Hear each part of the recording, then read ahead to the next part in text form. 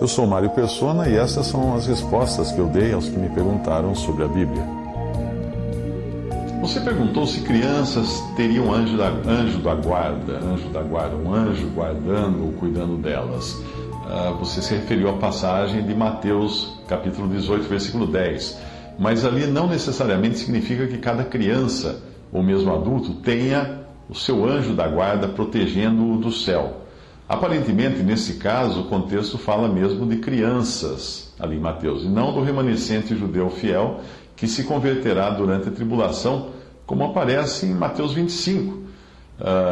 Veja o contexto das duas passagens para você entender. Mateus 18, de 2 a 10, diz: E Jesus, chamando um menino, o pôs no meio deles.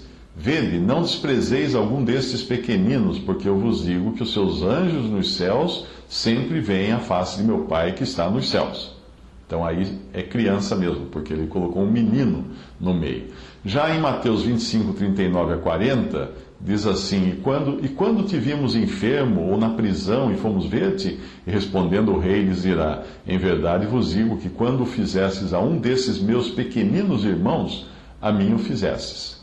De qualquer modo, aí nessa passagem, ele está se referindo, eu acredito, mais aos judeus que se converterão durante a grande tribulação e serão perseguidos por causa disso e, porém, também protegidos por outros dessa perseguição.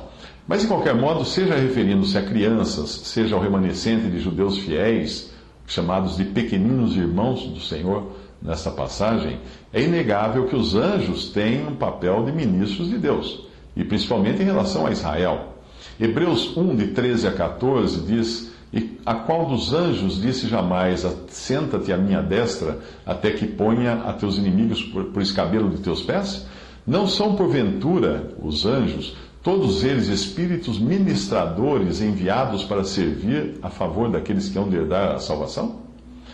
Um exemplo também é essa passagem do Antigo Testamento, quando um exército de anjos se encarrega de afugentar os inimigos do povo de Deus. 2 Reis 6, de 16 a 17, diz: E ele disse: Não temas, porque mais são os que estão conosco do que os que estão com eles. Isso disse Eliseu para o seu servo. E orou Eliseu e disse: Senhor, peço-te que lhe abras os olhos, para que veja. E o Senhor abriu os olhos do moço e viu, e eis que o monte estava cheio de cavalos e carros de fogo em redor de Eliseu. Uma nota do editor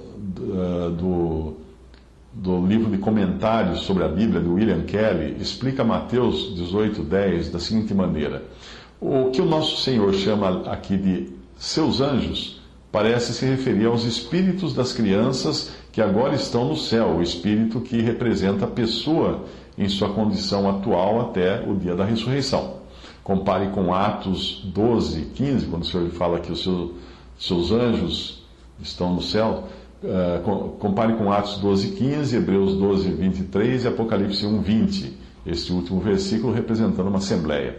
Um anjo da guarda, como alguns chamam este anjo aqui da passagem, não parece justificar o aviso do Senhor, e é algo que também não é mencionado em lugar algum das Escrituras. Fecha aspas, isso foi um comentário do editor do livro de William Kelly. Veja algumas passagens em que a palavra anjo é usada como sinônimo de espírito da pessoa que morreu.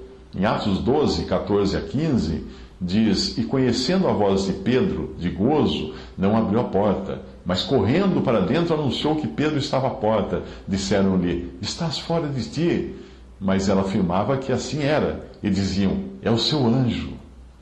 Hebreus 12, 23 diz: A universal assembleia e igreja dos primogênitos que estão inscritos nos céus, e a Deus, o juiz de todos, e aos espíritos dos justos aperfeiçoados. Em Apocalipse 1:20 diz: O mistério das 7 estrelas que viste na minha destra e dos 7 castiçais de ouro. As 7 estrelas são os anjos das 7 igrejas, e os 7 castiçais que viste são as 7 igrejas. Eu creio ser esta, talvez, a interpretação correta para a passagem onde o Senhor Jesus diz: Vede, não desprezeis alguns destes pequeninos, porque eu vos digo que os seus anjos nos céus sempre veem a face de meu Pai que está nos céus. Eu creio que ele esteja aí se referindo aos espíritos das crianças. Essas estão nesse exato momento, as crianças que morreram, estão nesse exato momento nos céus, diante de Deus. Isso é de grande consolo para os pais que perderam seus filhos em tenra idade, pois, mais uma vez, dá a certeza de que aquele que disse: deixai vir os meninos a mim, e não os impeçais, porque dos tais é o reino de Deus, está nesse exato momento cercado de milhões e milhões de anjos, no sentido dos embriões de crianças e fetos que foram abortados, ou crianças que morreram numa idade que ainda não tinham capacidade de entender. Cristo morreu também por todos esses, e o seu sangue foi suficiente para salvá-los. No final, Satanás não terá a última palavra, pois será maior o número de salvos do que de perdidos. Deus terá sua casa cheia, e Cristo terá a preeminência, ou primeiro lugar, também nesse aspecto. Lucas 14, 23 diz: E disse o Senhor ao servo: Saí pelos caminhos e valados e força-os a entrar, para que a minha casa se encha. Colossenses 1,18: E ele é a cabeça do corpo da igreja, é o princípio e o primogênito dentre os mortos, para que em tudo tenha a preeminência.